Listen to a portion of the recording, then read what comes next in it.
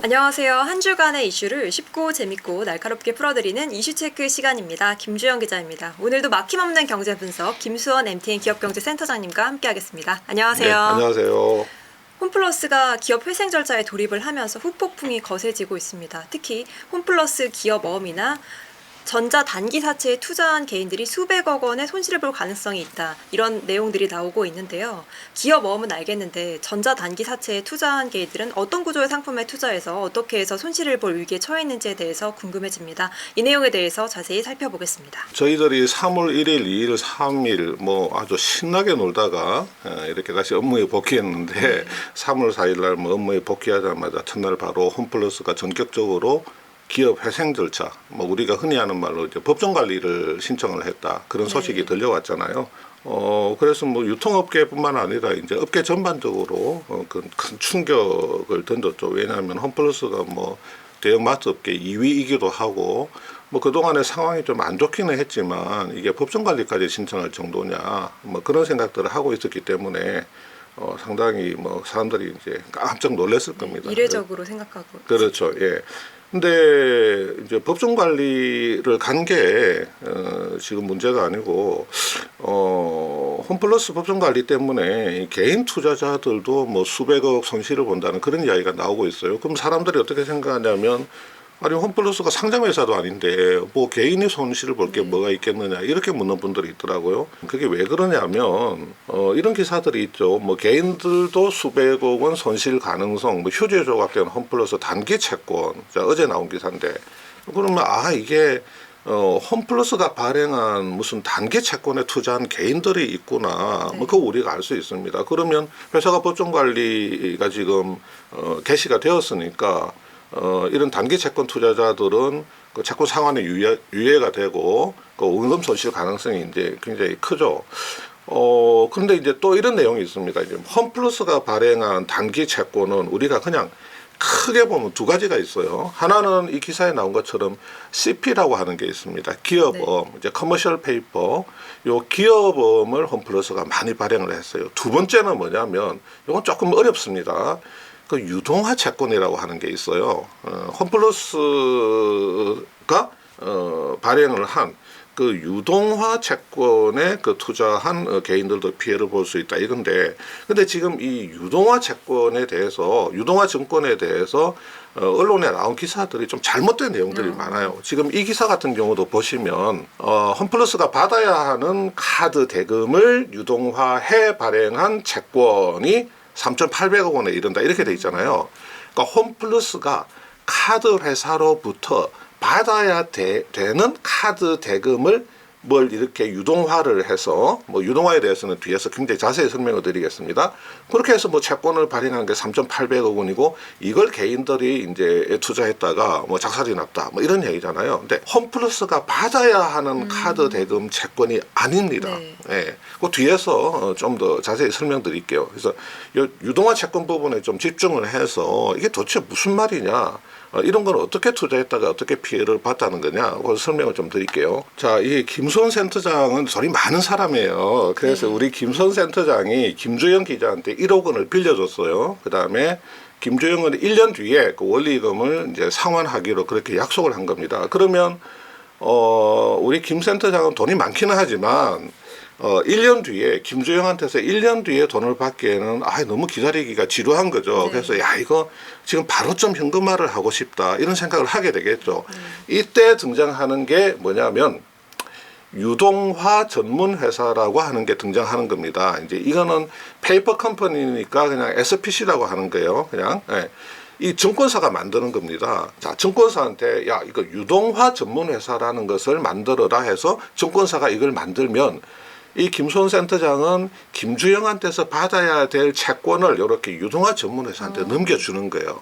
그러면 이제 유동화 전문회사는 어떻게 이야기하냐면 이제 시장에다가 대고 이거 김수원이 김주영한테서 받아야 될 채권을 기초로 해서 우리가 그 투자증권을 만들어서 팔려고 하는데 이거 금리가 한 6% 정도 돼. 짭짤하지? 여기에 투자를 해. 그러면 투자자들이 이거 예금 금리가 2%밖에 안 되는데 야, 여기에 투자를 하게 되면 6%를 준다니까 이게 투자를 하는 거예요. 이때 이 유동화 전문 회사가 뭘 발행하냐면 ABCP, ABSTB라고 하는 걸 발행을 해요. 자, CP라고 하는 거는 앞에서 말한 것처럼 기업음이고 이 STB라고 하는 것은 전자단기사채예요. 이게 AB라고 하는 거는 이게 asset backed, 이제 어떤 자산이 뒤를 받쳐준다. 어떤 자산이 뒤를 받쳐주냐면 김수헌이 김주영으로부터 받아야 될 그 채권. 1억 원이란 채권. 그렇죠. 그 채권이 뒤를 받쳐주는 기업음과 전자단기사채라는 네. 거죠. 요 전자단기사채, SPC가 발행하는 전자단기사채를 사면 6% 금리를 주는데 야 이거 굉장히 나름 안정적인 거야. 김수헌이 김주영한테서 받을 게 있거든. 그거를 기초로 해서 이게 발행하는 거야. 그러면 투자자들이 요렇게 SPC에다가 요 STB를 사가지고 요 대금을 주죠. 그러면 SPC가 요 대금을 받아서 김수헌한테 주는 거예요. 예. 이렇게만 되면 문제가 없을 텐데. 그렇죠. 이렇게만 되면 문제가 없죠. 그러니까 나중에 김수헌은 김주영한테 1년 뒤에 돈을 받으면 SPC한테 돈을 주고 SPC는 투자자들한테 땡큐 뭐 우리한테 투자해줘서 그러면서 이제 원리금을 주면 끝난단 말이에요. 근데 이 투자자 입장에서는 좀 불안할 수가 있죠. 왜냐하면 이 못 김주영이라는 돌려받을까 사람이 이게 굉장히 좀 신뢰할 수 없는 사람일 수도 있걸랑. 그러니까 여기에 1년 동안 이걸 투자한다고 이거 불안하단 말이야. 이게 김주영이 김수헌한테 돈 안 주면 어떻게 돼요? 김수헌도 돈을 못 주는 거야. 그러니까 김주영은 투자자들은 불안할 수가 있거든. 그래서 어떻게 하냐면 이 증권사가 야 요거 3개월짜리다 그러면서 그럼 투자자들 입장에서는 3개월 뒤에 원리금을 준다 그거야. 그러면 여기서 이 STB를 발행을 했는데 3개월 뒤에 투자자들한테 줄 돈이 어디 있어요? 김주영이 김수헌한테 갚기로 한 거는 1년 뒤잖아. 네. 3개월 뒤에 줄 돈이 없잖아요. 그럼 어떻게 하냐면 2회차 STB를 발행을 하는 거지. 그러면 2회차에 투자하는 사람들 돈을 모아가지고 3개월 뒤에 1회차 투자자들 원리금을 주는 거예요. 그러면 1회차 투자자들은 그냥 빠져나가는 거지. 네. 그러면 이제 이 2회차 투자자들이 또 3개월 동안 투자를 하면 그 3개월 뒤에는 3회차 STB를 발행해서 또 투자자를 모집해가지고 그 사람들한테서 받은 투자 대금으로 앞에 2회차 투자자들한테 상환을 해주는 거예요. PF 그럼 이게 돌려막기랑 비슷한 구조이군요. 돌려막기죠. 네. 예, 완전 돌려막기지. 이게 그 말씀하신 것처럼 부동산 PF 돌려막기하고 똑같은 거예요. 네. 자, 이런 식으로 그러면 투자자 입장에서는 아이 그래 뭐 3개월 동안 무슨 일이 생기겠어? 그러면서 3개월을 믿고 투자를 하는 거예요. 그러면 앞에 투자자들의 원리금을 뒷단에서 들어온 사람으로부터 받은 돈으로 계속 이렇게 막아 나가는 거죠. 그러면 이제 1년이 됐어. 그러면 이제 4회차 STB가 발행됐잖아요. 근데 이 4회차 STB는 뒷단이 없잖아요. 네. 뒤에서 받쳐주는 게 없으니까 요때는 이제 1년이라는 시간이 지났으니까 김주영이 김수헌한테서 갖다 주는 원리금 있잖아요. 그걸 가지고 이제 4회차 투자자들한테 돌려주면 끝나는 거예요. 그럼 혹시 모를 위험이 있을 수도 있는데 거기서 그럼에도 누가 불구하고 책임집니까? 야 이게 3개월도 좀 불안하다고 할 수가 있죠. 그래서 이 증권사가 이 투자자들한테 아니 그렇게 불안하면 이 구조에서 문제가 생기면 우리가 그냥 갚아줄게요. 라고 약속을 할 수가 있죠. 그냥 네. 문제가 생기면 우리가 다 해결해 줄게요. 요거를 이제 우리가 신용 보강이라고 그렇게 이야기를 할 수가 있거든요. 근데 요 신용 보강은 해줄 수도 있고 안 해줄 수도 있습니다.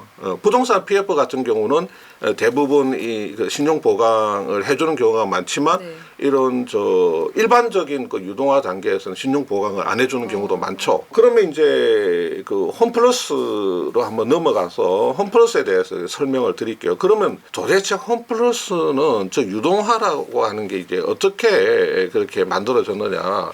여기 한번 보시면. 네.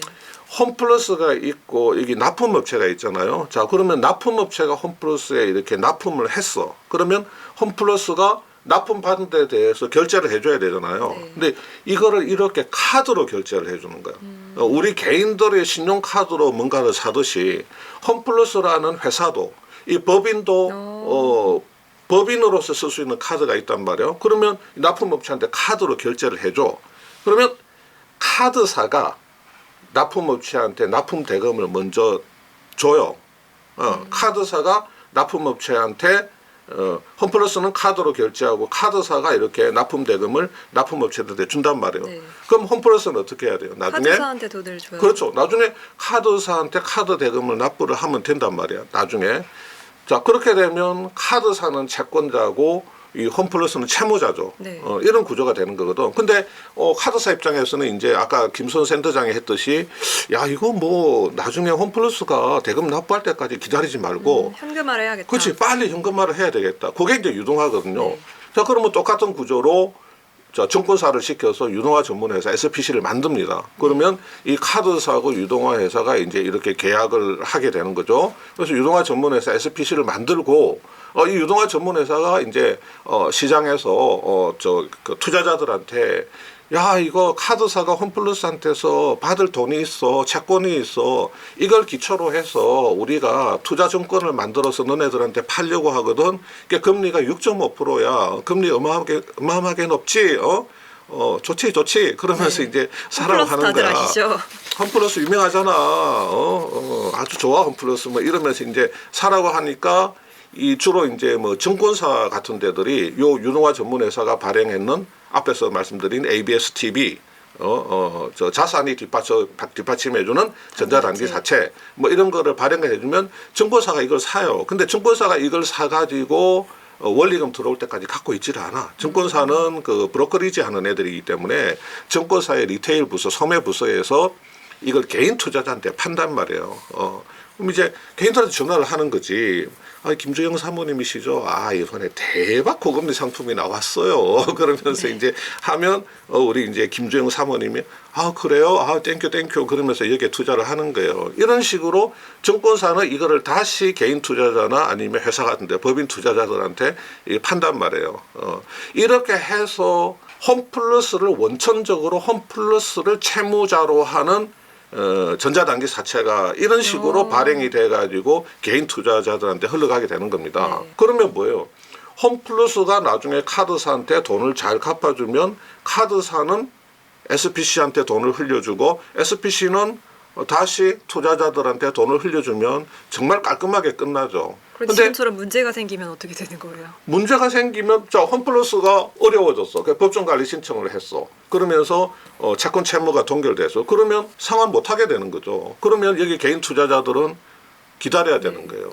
홈플러스 그 법정관리 그 정상화 계획안이 확정될 때까지.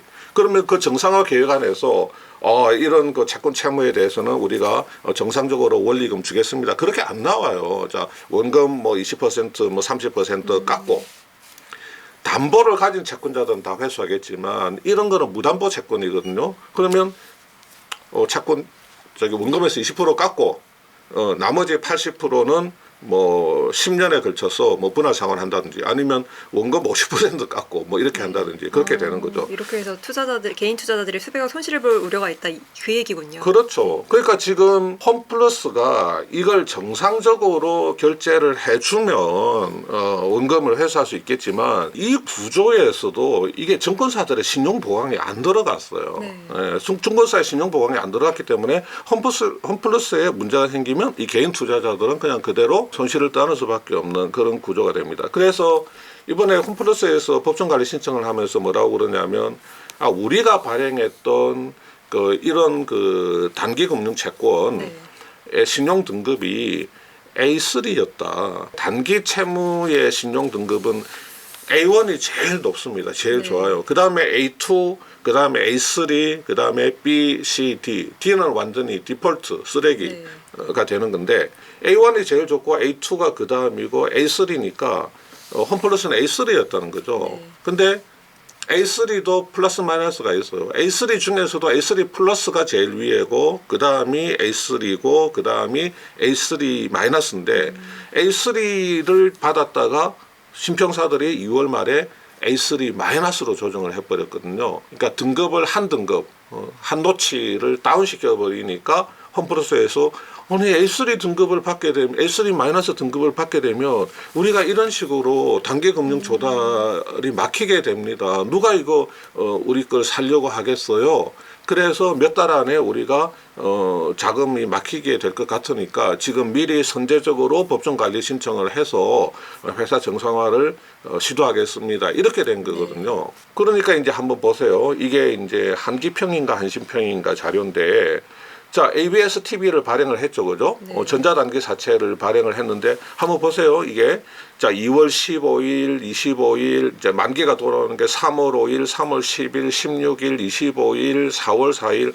그러니까 거의 뭐 일주일 또는 10일 간격으로 네. 계속해서 ABS TV를 발행을 해서 단기 자금을 조달을 해왔는데, 이번 사태 터지기 전까지는 이렇게 발행된 ABS TV의 등급이 보면 여기 A3라고 돼 있죠. 네. 네, A3라고 돼 있는데 뭘로 바뀌냐면 지금 네, 뭘로 오늘부터 바꿔놨냐면 C로 바뀌었네요. 지금 C로 바꿔놨죠. 예, C로 확 떨어진 거예요. 완전히 골로 간 거지 뭐. 이렇게 이제 A3로 바뀌었는데 이게 또 이제 다시 D로 조정이 됐잖아요. 디폴트 등급으로. 그 다음에 여기 보시면 SY 플러스 제1차 이렇게 돼 있잖아요.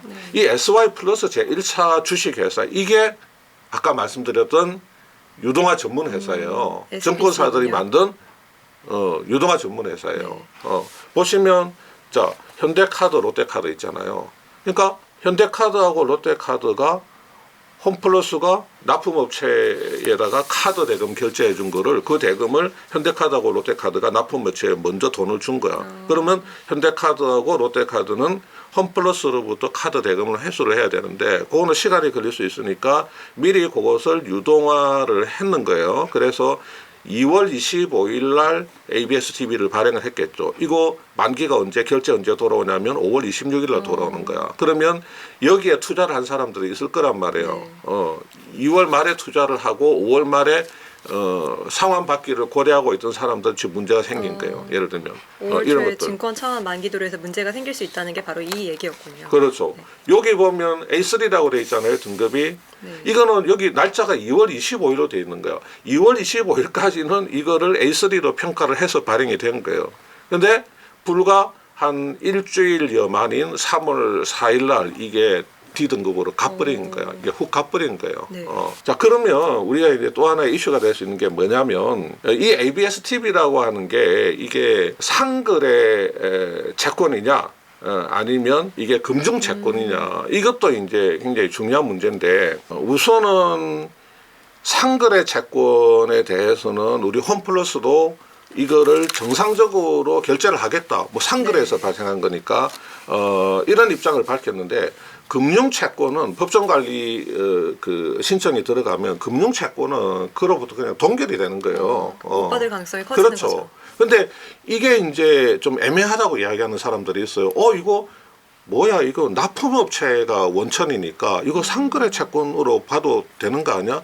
근데 제가 볼 때는 이건 그냥 금융채권입니다. 그냥 이걸 상거래 채권으로 봐줄 가능성은 제가 볼 때는 굉장히 낮고, 이거는 금융채권으로 분류돼 가지고 상환 유예되면서 나중에 채무 조정할 때 원금 손실 발생될 가능성이 높죠. 투자자들은 SPC가 발행한 것을 투자했기 때문에 그런 그렇죠. 거죠. 그렇습니다. 예. 왜냐하면 이 SPC, 그 유동화 전문 회사가 카드사에 대해서만 상환 청구가 가능해요. 이 SPC가 홈플러스에 대해서 직접적으로 그 카드 대금 지급 청구를 하는 게 불가능하거든요. 그럼 이건 뭐냐면 이 SPC가 발행했는 그 STV를 투자자들이 그 샀다는 거는 카드사하고 관계예요. 홈플러스하고 법적으로 카드사하고 관계지 홈플러스하고 관계가 아니야. 그러니까 SPC가 홈플러스에다 대고 야, 돈 왜 안 줘? 빨리 줘. 이렇게 할 수 없다는 거예요. 카드사를 쪼을 수 있을 뿐이거든. 그러니까 이게 이 SPC를 보고 그 개인들이 투자를 했기 때문에, 물론 이제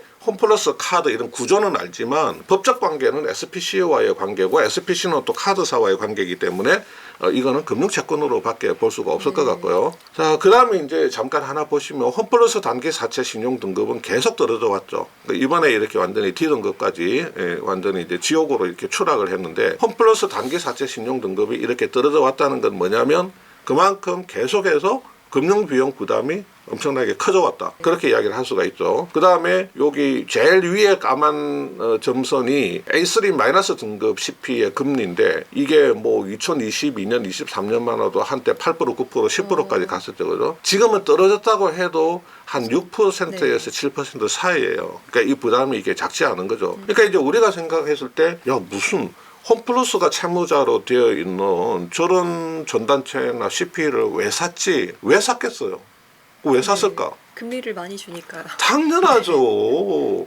이자를 많이 주니까 그냥 산 거예요. 위험하긴 하지만 세상에 공짜가 어디 있어요. 위험하면 이자 많이 주는 거고 안전하면 이자 작게 주는 거지. 6% 7% 준다니까 그냥 산 거야. STB도 마찬가지로 이렇게 투자를 한 거고요. 그러니까 이런 A3 등급은 그래서 기관 투자자들은 거의 안 쳐다봐요. A1 정도밖에 안 쳐다봐요. A2도 쳐다보지를 않아요. 자, 한번 보세요. 이게 CP나 전단체 발행 잔액을 보면 등급별로 보면 A1 같은 경우가 차지하는 게 88%예요. 거의 A1 등급에 투자를 한다는 거예요. A3 플러스 A3, A3 마이너스는 그 비중이 0.9%, 1.1%, 특히나 A3 마이너스는 0.1%밖에 안 돼요. 거의 쳐다보지 않는 거예요. 근데 개인들은 그 고금리에 대한 욕심이 있으니까 정보사 리테일에서 전화해가지고 사모님 그러면 사는 거예요. 네, 또 개인 입장에서 홈플러스가 주는 안정감과 인지도를 또 생각할 수 있겠죠. 워낙에 익숙한 회사니까 그래서 하는 거죠. 그래서 뭐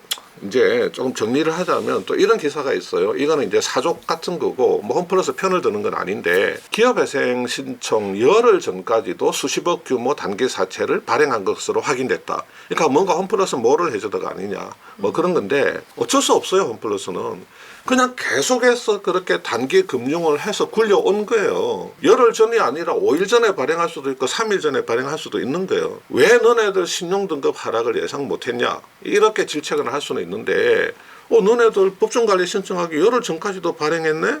뭐를 해줘도 아냐? 그렇게 계속해서 굴러온 회사예요. 그러니까 이걸 가지고 뭐를 해줘도다 지금 와서 비판을 할 수는 있지만 그 당시에는 홈플러스도 설마 신용등급이 그렇죠. 이렇게 이 회사 떨어질 줄은 자체도 몰랐다. 그런 상황을 모르고 그냥 계속 해오듯이 그냥 회사를 굴려가기 위해서 발행을 했다고 그렇게 보는 게 맞다는 거죠. 개인 투자자들이 홈플러스와 관련해서 어떻게 해서 수백억의 손실을 입었는가에 대해서 정확히 기사만 봐서는 몰랐는데 ABS-TV의 구조를 정말 누구보다 쉽게 설명을 해주셨던 것 같습니다.